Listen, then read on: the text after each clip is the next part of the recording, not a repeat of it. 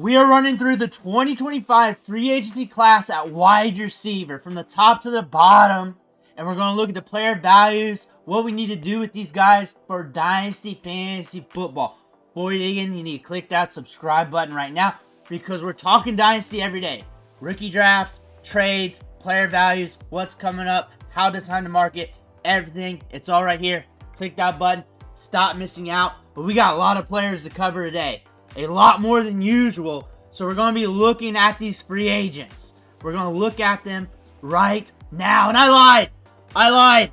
We got to look at DK Metcalf. We got to look at DK Metcalf because to me, he's just going to be switching teams. He's on the market. We got to talk about him. We got to analyze him. And his value might skyrocket. He's not going to go to a jabroni place unless he's getting big-time money. And he's a big-time wide receiver.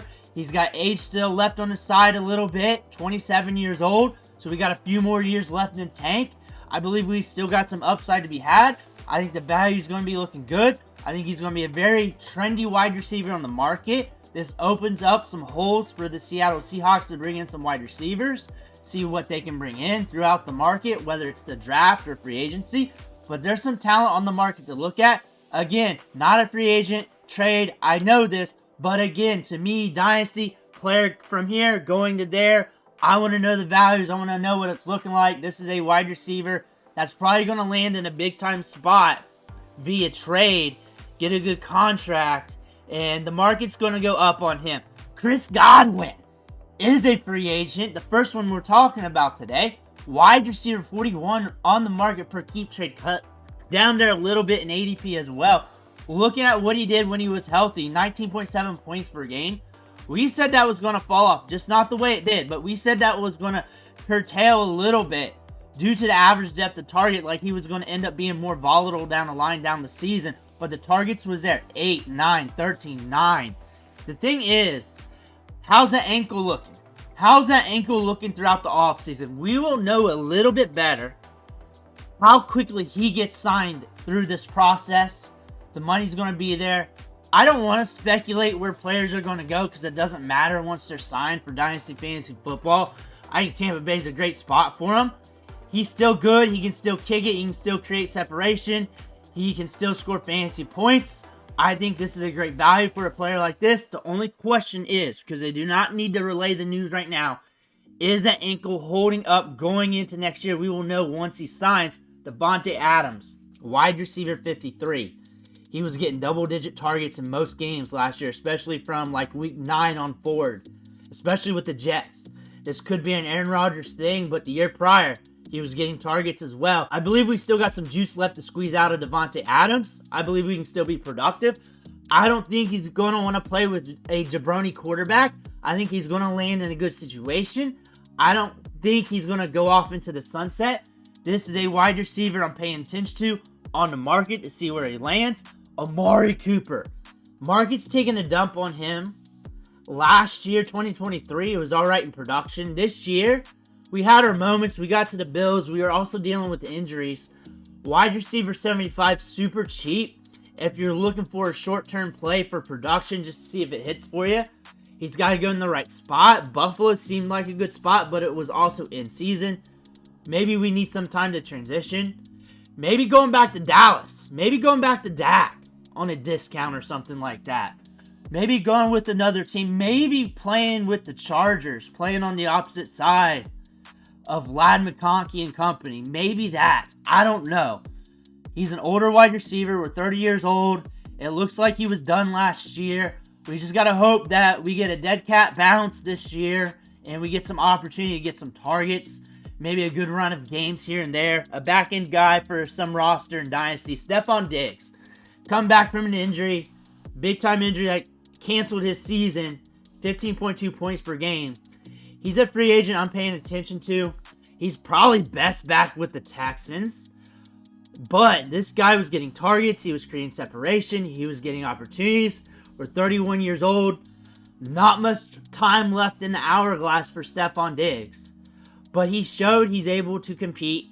Out of the free agents we talked about, him, Adams, those two guys showed the ability to produce fantasy points at a high level, get targets at a high level, So they have a chance to do that with a new team going forward. Marquise Hollywood-Brown. In training camp last year, he was looking good. He was looking good. Patrick Mahomes, he was creating separation. We had injuries that really impacted us, that killed our season last year. So we did not get a good look with him with the Chiefs. We're hitting the market. We have a good history. We can create separation. We're still only going to be like 28 years old here in the near future. Marquise Hollywood-Brown is a guy that could land in a favorable spot and really be a nice discount on the back end of your roster because we still got some time left on our career. Tyler Lockett hitting the market. I've talked about him before on some mustache videos. I talked about him earlier this week. Valued at super cheap. Wide receiver 126. We had some production, if you want to count that towards production, some double-digit games. JSN went off. He's a very nuanced route runner and creates separation. A team might lock into that. He'll probably go on a cheap contract. We're 32 years old, coming off the low of the 2024 season. So maybe we get an opportunity, but more than likely for Dynasty Fantasy Football in general, we're done, but could be a cheap stash option for you. Darius Slayton looks to be an air yards dandy going to his next destination. I look for him to get deep targets, for him to fight up a depth chart, to be on the field a little bit. And maybe, if we're lucky, we get a roller coaster season where he gets a couple wide receiver 1 weeks, a couple wide receiver 2 weeks, and bad production. That's probably what we're going to see out of Darius Slayton because the 4.3 speed, stretching it downfield, but getting those deep targets. And now we're facing the 2025 wide receiver class in this draft, which the NFL's starting to tell us that it's not a great class because we're starting to make some moves here that indicate that Darius Slayton could be in a situation where he gives you some good volatile production for a back-end wide receiver. Dyami Brown hitting the market. Very sudden wide receiver with a good collegiate profile. Did not fire with the Washington Commanders. And he is an outlier if he hits. But he has the talent and the skill set to land in another situation, be a wide receiver 3-ish, 2-ish, just be on the field and give you random weeks when we're looking at fantasy production. He is very competitive against the rookie wide receivers in this class, and a team might look at him and be like, I'm just going to go Brown, and I'm not going to draft wide receivers unless they come at value, and I'm going to fill other holes. And if that happens, maybe we can carve something out for fantasy. The odds are likely, like I said, he'd be a major outlier, but still wide receiver 89, a stash option. Mike Williams, big wide receiver, back end of our career. We're pretty much dead when it comes to fantasy football scoring. The market's saying that. The scoring's saying that. 3.2 points per game. Injuries baked in, but they've always been baked in. We got to land in the right spot, but we got to land somewhere too. We also got to land somewhere. So he's a guy to chill on the back end of a roster, and you're seeing what happens, but you might be cutting ties before training camp even starts. Elijah Moore. I'm watching him like a hawk because he was able to rack up targets with Cleveland, had 3 decent games, technically 4 to 5, depending on how deep your league is, spread out your rosters.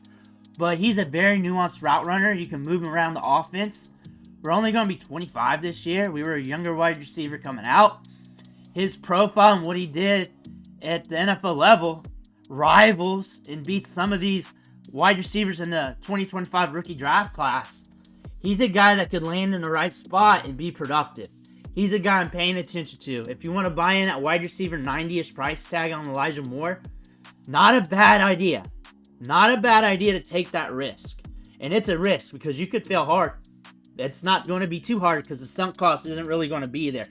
Keenan Allen is a good route runner. I think he's still got some gusto to his game. I mean, he was still able to deliver 4 wide receiver 1 weeks with a rookie quarterback and an offense that was up and down throughout the season. So he does have some gusto to his game. Where would be his best place for him? Probably back with Justin Herbert, honestly. But still, this is a good wide receiver that can create separation. Of course, we're going to be 33 years old. It's not for a long time. It's for a good time. And those are for those dynasty teams that are here for a 2025 good time. Same with DeAndre Hopkins. going to be 33 years old. We kind of showed up a little bit with the Chiefs. We have 1 wide receiver 1 week last year, 2 wide receiver 2 weeks, multiple double-digit scoring games, a lot of games where we got over 5 targets.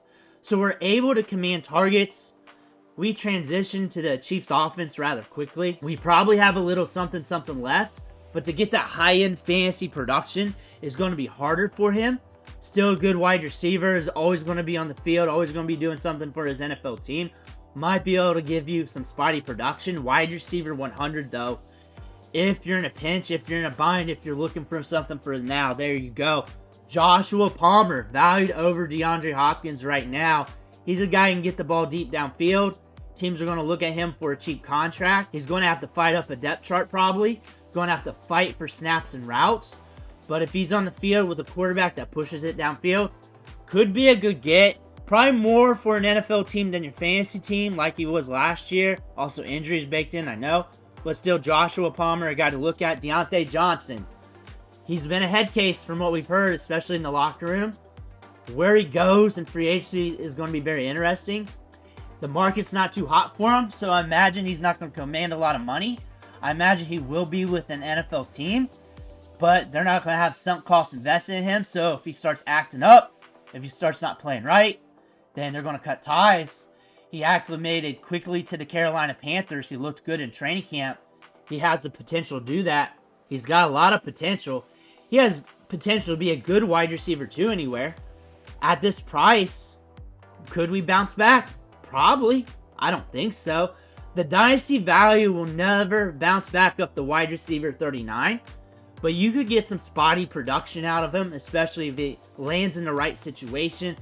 It's a risk, but at cost, it's not. So that's something you may want to dance with there. But see where he goes in free agency. See what you want to do. Brandon Cooks is probably done. He's probably done, but he's also shown you some signs of life. Because look at this when he came back from injury last year. 7 targets, 3, 5, 3, 8, 9. So we're able to get targets with an injury at quarterback with Dak out. Maybe we can be a good asset for a new team. Be a good veteran. Be a good ancillary role player. Getting some targets here and there. He gets deep targets downfield. We can still stretch it a little bit. Very nuanced technical route runner. Probably on a cheaper contract for an older veteran. He's free in Dynasty. He's an afterthought. Something to look at here. Rondale Moore. He is more expensive than Brandon Cooks. Still only 24 years old, going to be 25. He's very explosive.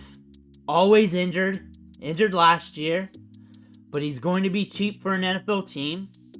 A guy that can really sit on the back end of your depth chart. You see what happens. Training camp, if he's looking healthy, you might be able to push him away for, I don't know, wide receiver 60 value, 80, 90. Like, not much. But a good role player, right offense, if he's healthy for some time, might give you something. That speed is real. That explosiveness is real. He's 25 years old, not too old. Injuries are there, so he's got like a 30-some-year-old body, though. Rondale Moore is a guy that's cheap, and we want to see where he goes. Juju Smith-Schuster, his run might be over, but he's also very dependable. Like, he can go to any team. That coach knows that he's going to acclimate and be on the field. That does not score fantasy points. However, that could get you on the field and give you some spotty production. A wide receiver 2 week in week 5 against the Saints. After that, nothing. Injuries. Injuries have always been there with Juju Smith-Schuster. Wide receiver 135. A guy sitting on the back end of the rosters right now or on the free agent market in Dynasty Leagues. Noah Brown, wide receiver 130. The thing about him, he goes from team to team to team and he carves out a role. That's what he does. He did that with the Commanders. He did that with the Texans. Had a little bit with the Cowboys, not much. Mostly prolific, a little bit with the Texans. Was doing a little something with the Commanders. That's something to pay attention to. Noah Brown had some injuries back in the season.